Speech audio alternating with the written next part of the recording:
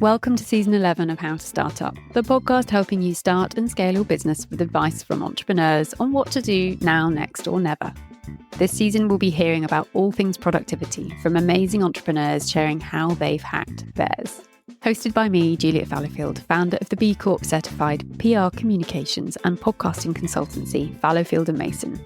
Our mission is to enable you to master your own storytelling, whether that be via PR or podcasting, all with a long-term view. The UK's Chartered Management Institute has previously found that 41% of managers believe having direct reports increases their own productivity. So I wanted to hear from someone who's built a strong team to help them achieve more. Anant Sharma is the founder and CEO of Matter of Form, a leading luxury brand and digital agency based in London. Having founded his business in 2009, Anant and his team work with some of the world's leading brands, including Aman, Belmond and Knight Frank. Keep listening to hear Anant's advice on discovering your own strengths and how to build a team around you to enhance your productivity. Hi Anant, thank you so much for joining How to Start Up today. It's wonderful to have you on the productivity season. Before we get into all things productivity, it'd be great if you could introduce yourself and a bit about the business that you started. Sure. Well, thanks for having me on. My name's Anant, and I run a design consultancy called Matter of Form. And we specialize in luxury branding, customer experience, and innovation for brands that are largely in the hospitality sector, but we also do a lot in high-end retail, a little bit in financial services, a little bit in health, and most of our clients are all over the world. In fact, very few of them are in the UK, which perhaps is a testament to who knows what. When did you start it? It started 14 years ago. And how many people do you employ? About 60 of us. We've had many lives of business. That's incredible. And also the fact that you're still doing it, because I think I'm at year 4 and I meet a lot of people like, oh, you're at that bit. And I'm like, what do you mean by that bit? It's like, they're really tired and is this ever going to change and get easier a bit? But the fact that you're still in it and you're still enthused about it is amazing, I think. It feels like dog years. It's every year feels like 7 at times. But it's interesting when you're a founder CEO because your own interests change over time as you age and as your perspective changes and as your insight into where your niche in your industry that you often accidentally develop a specialism is changes. And it's impossible not to slightly turn the business into becoming a reflection of your own interest in that moment. I mean, there are some people in the agency world, who together leave a big agency and set up shop on their own. And often that type of proposition is just a direct reflection of what they were doing, but with the people they most enjoyed working with. But I think if you're a founder CEO and you start and you grow a business and it develops and you go on a journey and that journey often involves a lot of change, it's by allowing that change that you don't get bored. Well, someone else said in season 1, as long as you're okay with the business that you run in 5 years being nothing like the business you're trying to start right now, you'll be fine. I was like, okay. And fair enough. We're now doing podcast production. We've brought in other services I would never have dreamt of doing at the beginning. But you kind of have to be receptive to that feedback from your market and from your clients, which if you're okay to bend and flex, then I think you're in the right job. But if you're vehemently adamant you're going to stick to one thing, then it's probably not for you. I think the really important part of that, by the way, is letting go of things that you used to do that might in some cases represent easy or practice revenue, but aren't the best way of achieving the type of revenue you do want to deliver. And in an agency model, which is sort of buffeted by the winds of revenue, it is very hard to let go sometimes of the things that you once did and ending up in a place where you're not doing enough of the satisfying or the intellectually satisfying work or the creatively satisfying work that you believe represents tomorrow because you're being asphyxiated by old revenue. And saying no to the wrong revenue, leaving space for the right revenue. And for me, I still am yet to write my own job description, but with the thought of seeing in my day the bits of the work that I really want to do and I enjoy doing the bits that I really don't, and admitting that, and it's fine because you wear many hats, being really honest about the bits you're good at and that you want to do, and you have this opportunity to create that and then bring in other people to do the bits you don't want to do that they might love.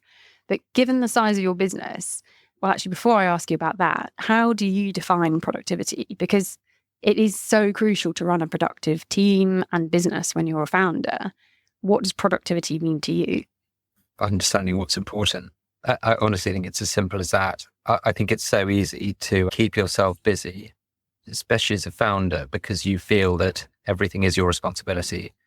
And it's very, very easy to make yourself busy enough to quench your own guilt, and taking a step back and understanding what's important and what's not, things that you've done enough times to be able to codify and pass that responsibility on to others to enable you to do what you're best at, which is often exploring opportunity, giving definition to gray areas or complex scopes or things that aren't that obvious, and turning those into things that others can execute on. I think that is often accompanied by a high level of guilt. You're not doing enough, or you're not busy enough. Yeah, I think this stuff's really personal and it's different for everyone, but often just thinking, exploring opportunities and doing stuff that doesn't in the moment feel, in inverted commas, like hard work is often where the strengths of a founder lie. But it's less quantifiable. You might find yourself writing less documents or doing more of the process stuff, or it doesn't matter. It varies for everyone. But the things that come naturally to you tend to not feel like hard work. And when you start and run a business, it tends to come naturally because it doesn't feel like hard work. It's a path of least resistance. But for others, that's a path of high friction. So I think there's a lot of guilt involved. Well, enjoying it. I think you've hit a real nerve for me, because when you're running at pace and trying to grow a business in the early days, you have no idea what you're really doing. You're testing and learning everything. As long as you've got cash flow to keep you afloat, you just keep going and iterate and try things. And you hit a groove at some point where you're like, okay, this person's doing that, this client we're doing this for, and you work it out. But you're right, it's the guilt when you're doing something new and you're exploring something that you haven't done before, but you're curious about it. And you're like, well, this is quite fun. Just something like work. And now I feel a bit guilty. I should be going back to the finance side of the business, or connecting with people on LinkedIn, or writing more copy, or whatever it might be. But the guilt, it's so true. So do you think just let go of the guilt and then lean into it?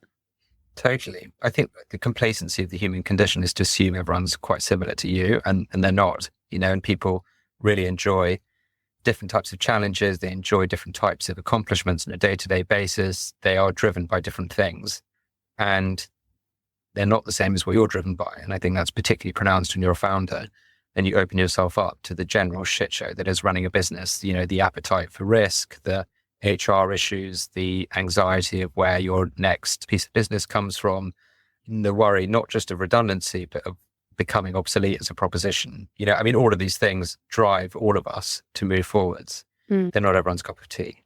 And they keep you up at night if you let them. I sleep very well. I let go worrying too much about any of that stuff a while ago. Well, you're tried and tested. You've got years under the belt where you'll find a way. But that wasting time on worry, where it doesn't actually get you anywhere. And there's a sweet spot between the worry and the fear factor and the adrenaline and the rush. So the pro and the con, and the push forwards. And it's okay to go towards something that you're sort of exploring, and that is work. And someone else said to me once that you're never going to not be thinking about it. Like, you go for a run and you'll be thinking about that counts. But doing something like listening to a podcast and running, that to me is a real treat. But I need to listen to that podcast for my business. So it does redefine what work looks like. It's not just showing up at 9 o'clock, sitting at a desk and leaving and taking annual leave allowance. It's a whole different way of working. So how have you managed your own productivity over the years? I say a couple of things to this. The first is I sort of just celebrate having thinking time. Luxury. I just think it's really important to just think about things. Do you have to proactively book that in your calendar, or just force it to happen? I make a point of having times in the day or days, or Wednesdays, for example. I try and have a day just of thinking and allowing my brain to rest and process the thoughts that happened over Monday and Tuesday, prepare myself for what happens on Thursday and Friday, that type of thing. Just a little break in the middle of the week to think about things, have less meetings. I try not to bombard myself with content and podcasts and business books. And I go through phases, and I tend to read quite thematically and listen to things around themes, and I get quite obsessive about them. But I always make a point as well of just giving myself a bit of a break and not trying to pack in information, which it's very, very easy to assume that information is the silver bullet to all of your woes. And I try and make a point of just walking and having a think and not having headphones in my ears.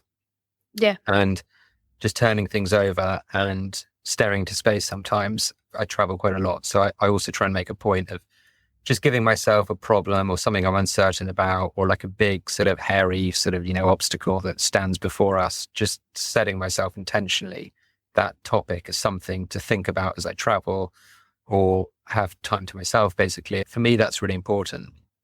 I did at one point become quite obsessed with productivity. And, I read books like Getting Things Done, which is an 80s classic. It's a system for organization that was written in the 80s and involves lots of filing cabinets and sticky labels. And it's an entire cult almost of productivity that's since been updated through various apps, and it's been rewritten by people who've adopted it as a general life philosophy. And I found I was spending more time designing the system than I was really doing anything in the system. And really that resulted in a couple of years of all sorts of different ways of organizing my thinking and my to-do lists. And the one thing I learned is that when I'm fed up enough of the things that have sat on my to-do list for long enough and not been accomplished, I just change the app, and I don't even have a to-do list now. Yeah. I literally just put in my diary time to think about the things I need to think about, to do the things I think I need to do. I have a sense of my values and my long-term goals as an individual, and I know what my strategy is for the business.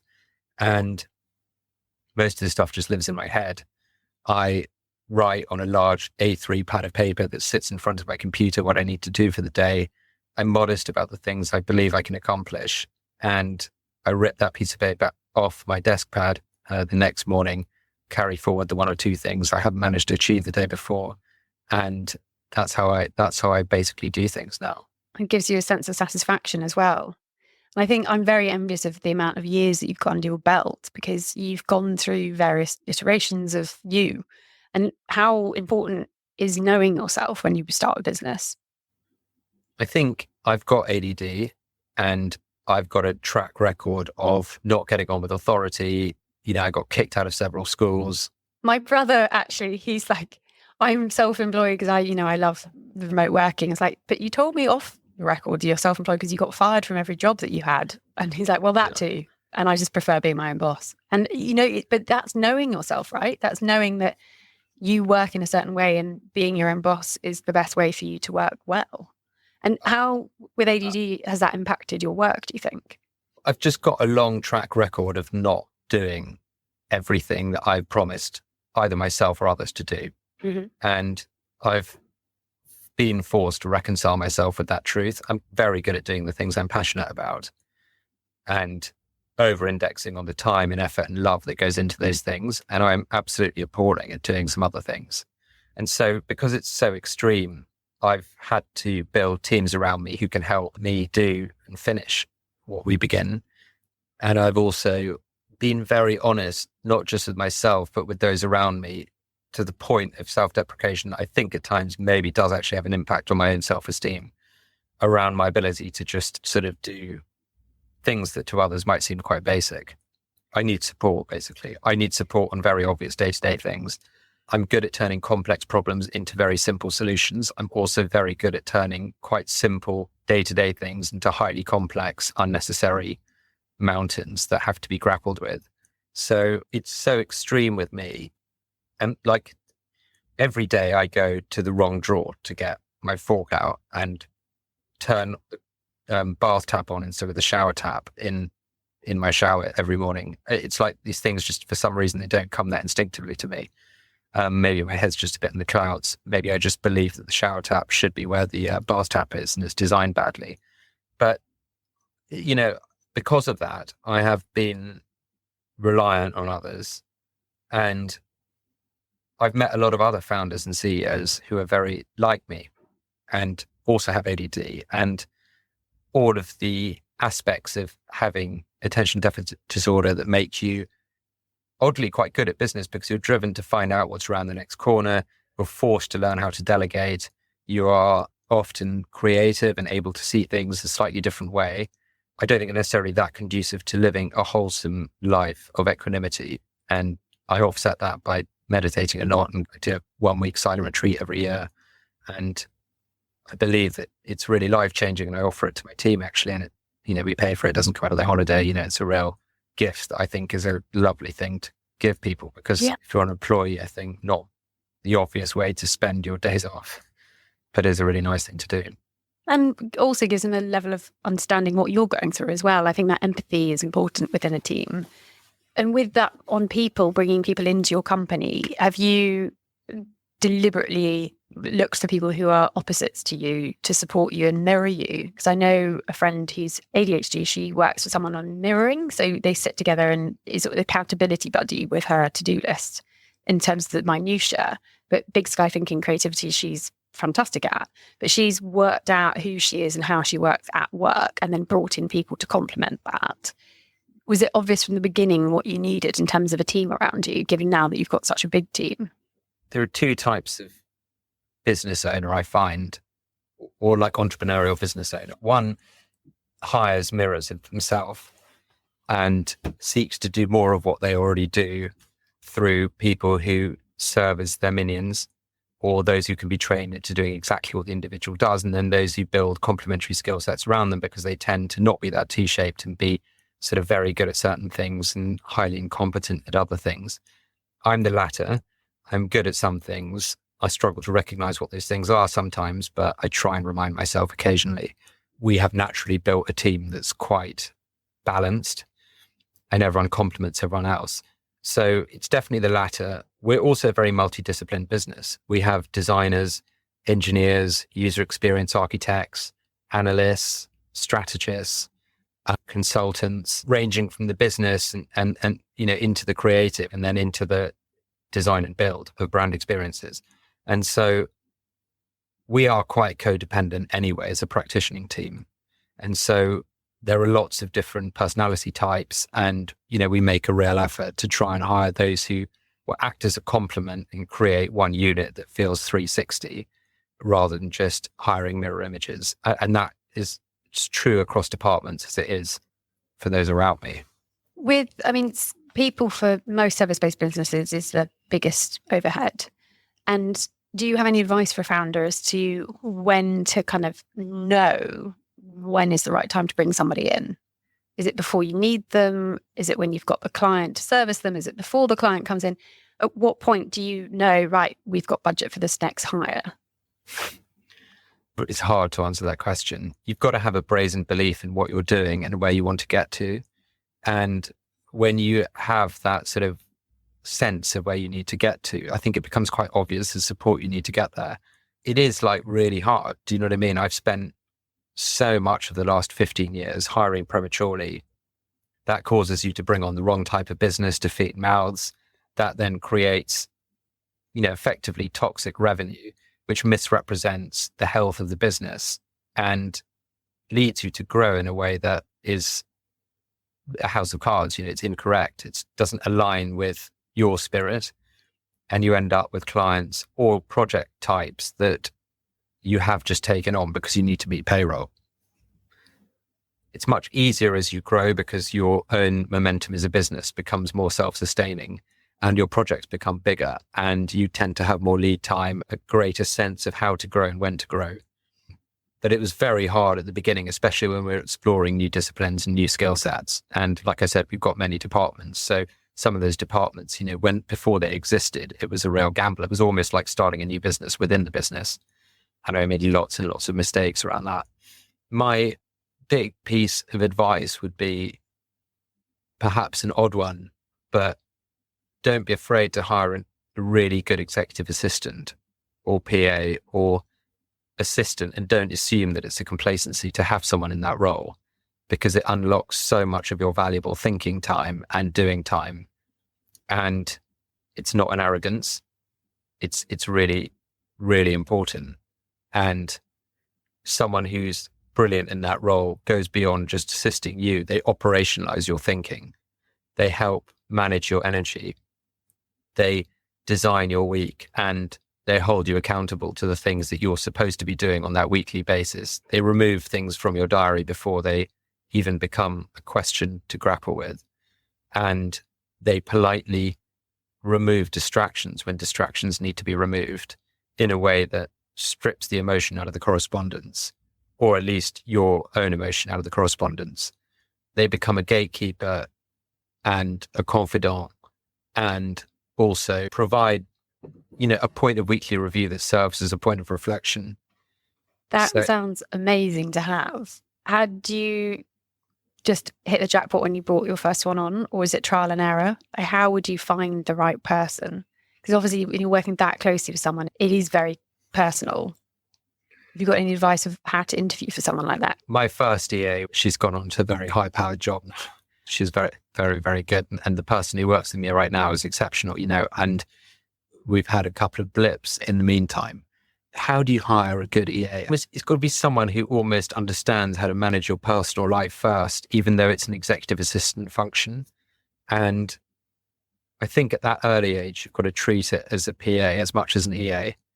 And because it's not about the business, it's about you and your link to the business, especially in those early stages. So I wouldn't be afraid to treat it like a PA role first. That's good advice. And an EA role second. If you try and hire someone who's too professional in their approach, or you offset in a way the guilt of feeling that you have someone to assist you in your personal life, it's one almost drives the other, basically, is the point I'm trying to make quite badly. But. No, I think I completely get it, because I think until I became self-employed, I didn't realize there is not a strong boundary between your personal life and your professional life. And I try to make it by going to an office and keeping office hours and all of that. But as I said, you go on a run on a weekend and you'll be thinking about a client problem just because it's top of mind. And having someone in your team that's got your back, but you are at the beginning, everything, you're wearing lots of hats. And if you can take some of those hats and give it to someone else to manage, it sounds dreamy, sounds amazing.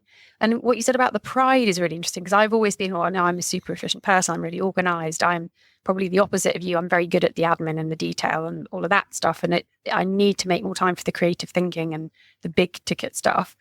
And I was like, well, I'm not going to spend money on an EA, but actually the amount of hours that would be saved by someone doing something with grim determination on my inbox and my calendar that would free me up to face that big sky thinking and that go for that walk for 2 hours. I mean, we use Toggl to track our time, and I say to the team, please read newspapers, please listen to podcasts and go for walks, or just don't take your phone out and go for a 2-hour walk and just think. They do it and they come back and I've had this great idea and I've problem solved that. And I was like, I should be doing this and I'm not, because I'm buried in my inbox. That old adage that's like in business, of laying your clothes out the night before, or that Steve Jobs wearing the same Izzy Miyake black polo neck every day, or whatever it is, it's like, that's all based on reducing the level of decisions that you have to make, because there's only so many decisions you can make in a day. And before you sort of burn your capacity to make good ones. And that's really the role that a good EA plays. They make these decisions in a depersonalized context on your behalf. And it's very valuable. And the flow is there. Yeah. In terms of your company culture, given that you're the size that you are, not everyone would have a direct line into you, I hope. And you need people to live and breathe beyond you. And it was Catherine Pooley I interviewed recently who said it's like an octopus. I have a really strong senior hire and they're the octopus legs, and it filters through the whole company. That we all talk at the top and it all comes through, but we're all connected to each other. And I thought that was quite a nice way of looking at it. How do you disseminate the culture that you've created, and how do you sort of bring your team members on that productivity? It's somewhat ironic that I'm on a productivity podcast, because I'm not that productive. I'm actually quite disorganized. But you run a successful business, so there has to be something in there somewhere. Yeah. I'm really, I don't even have a list anymore. But I mean, I have explored every productivity technique, and, I believe in mindfulness and the power of values and sort of turning, business and to a bunch of disparate individuals into one cohesive whole. And all of these things, I think are important, and they're a form of productivity. I suppose they're a form of management and leadership, but I'm definitely not really productive. But every person I've interviewed so far on the season is like, careful what you wish for. Productivity is a bit of a nasty word, and it puts a lot of guilt and sort of pressure on people. And actually, Nena, who I think was last week's episode, was talking about how she manages her energy, not her productivity. And actually leave productivity alone. Like, it puts too much stress on you. If you know who you are and how you manage your energy, and you get at that workflow and that flow state, and you find when you're in that state and what's got you there, that is way more helpful for the overall productivity of a business than actually tracking your hours. So things like that I found really interesting. That it's actually a bit of a, where I thought it was a bit of a buzzword, it really isn't. There's a lot of like, oh no, don't say the P word. I mean, I think the notion of productivity is under some inspection at the moment because of the backdrop of AI and automation and, you know, the light being cast on the widget factory of a world we're creating. I always think, you know, it must have been so weird to go and work in the 80s, right? Like to like go in without a computer and to just like go and read a bunch of things in a ring binder, write a few letters or briefing notes, have someone with a mail cart come around and send them off. And then ideally to get a nice long lunch with a couple of scotches. And now we're just like moving stuff around on the screen from one context to another quite a lot of the time, you know, or reorganizing or refactoring a message from one place, from Slack or Teams into an email, waiting for a response. You know, I mean, I think we're living in a real sort of, we're the guinea pigs of a world pre-automation where the various contexts through which we assimilate information only to refactor them plus our own opinion into another format is about to change as we develop a more semantic relationship with technology. There was something Elon Musk said. He used to talk about the Neuralink on a Joe Rogan podcast. It was years ago.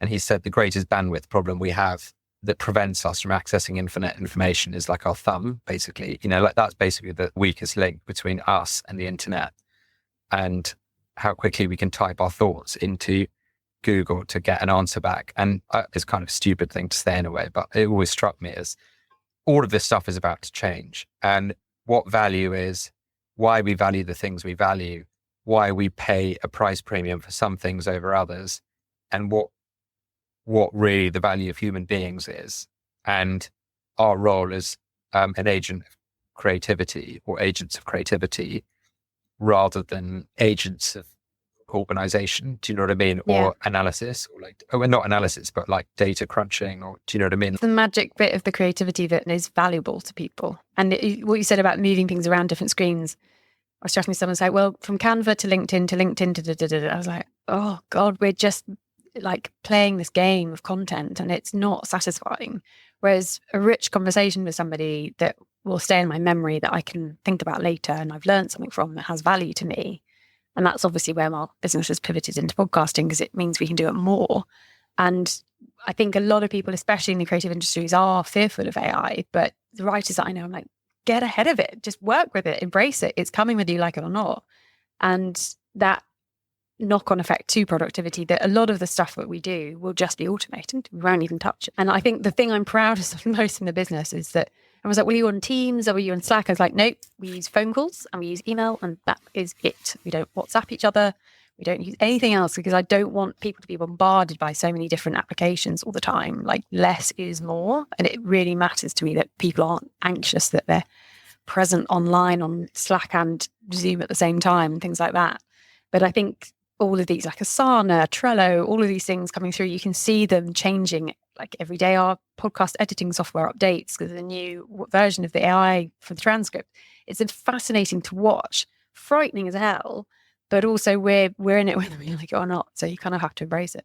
We train AI models in matter of form too. Well, I won't go into all the examples, but one of them is that we've actually deconstructed the voice of our strategy director and turned it to an AI model. So when we're delivering vision videos or evangelizing the future of a brand or the future of a customer experience, we can sort of speak through his voice and quickly put scripts together that bring to life a manifesto or, you know, a guest experience or a guest journey or a customer journey.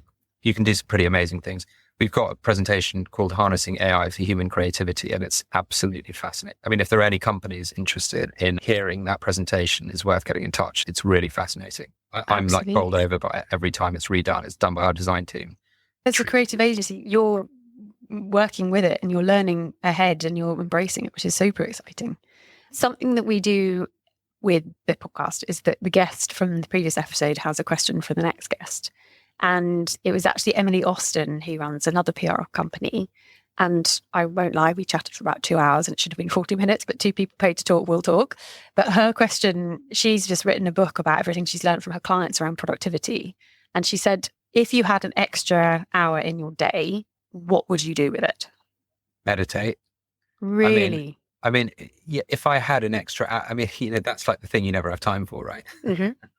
But you always should. You know, the thing that gives you time. Yeah, I'd probably try and meditate. I do this Vipassana, like I said, every year. So it's sort of 10 days of silence. And I meditate very rigorously, aggressive meditation. I meditate, like every morning for like 3 months for an hour, and then go on a bender, and then just don't. That's the thing. I know meditation works. I have proven, even to my mother, who's like, it's a bit woo-woo, and I did it for 6 months. She's like, I've seen such a difference in you. If a 75-year-old woman can see me and see the change in me, I know it helps, but I don't let myself do it. I'm like, no, I've got to send an email.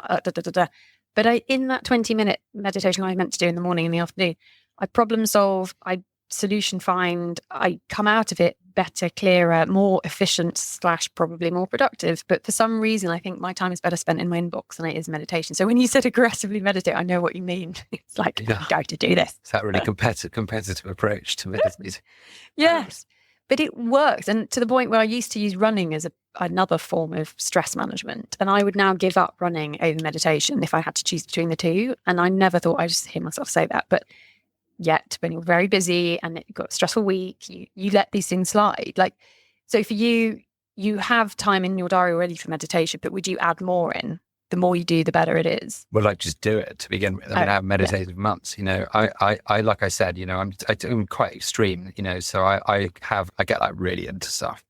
I'm into all the phases and phrases, all the fads. Well, the good news is I think meditation is so ancient that it's not a fad. And interestingly, every person I've interviewed on this podcast, I think you're probably 120 now, they've all said something like that. You like take time for yourself, learn how you tick, know what makes you function. And old colleagues when I was at Chanel were like, you haven't been to the gym today. And I was like, how can you tell? It's like, we can tell. It's like, oh God, I need to do it for them, not me. It's like, yeah, can you go a bit more often, please? That's really funny. I was like, is it that obvious? They're like, shit, sorry. So yeah, meditation, exercise. We did a whole wellness season. It was like nutrition, mobility, water, sleep. But everyone I spoke to in nutrition and mobility, they said sleep and brain function first, and then all the other stuff second. Because if you're not looking after your mental health, the rest of it doesn't stand a chance. So an hour in your day, you do to kick off your meditation again. I will if you will. Yeah, you can hold each other accountable. What would your question be for the next guest? Could be anything around starting or scaling a business or productivity. Let me see. What if you could start one entirely different business that scratches an itch that you've always had? What industry would it be in? I like it. Yeah. Because this is the problem. It's Jo Fairley who founded Green and Blacks. She's like, I give my ideas away now. I'm done. I've done 4 or 5 businesses. I don't need to do another. I'm just going to let other people have my ideas, because you kind of get addicted to like, well, I did that. Like, what else can I do? And it's that kind of press the button, like, oops, done it again. It's quite exciting. And that you keep coming up with other ideas. And someone said you've got to really sense check it before you put all your blood, sweat and tears into another project, because it does take up time, obviously. Thank you so much for your time and your insights. It's fascinating. You've clearly learned a lot in your time setting up Matter Reform, and congratulations on the business, because it's obviously doing wonders out there. Thanks. Thank you for having me. I really hope you've enjoyed this conversation. You can find a recap of all the advice so kindly shared by our guest in the show notes, along with their contact details. We'd love it if you could rate and review or share this podcast, because it really does help other people discover it. To incentivize this a little, I would very happily offer you one of our PR guides on how to share editorial coverage legally. Just DM us or send us an email, hello@fallowfieldmason.com, with review in the title, and we'll share it on.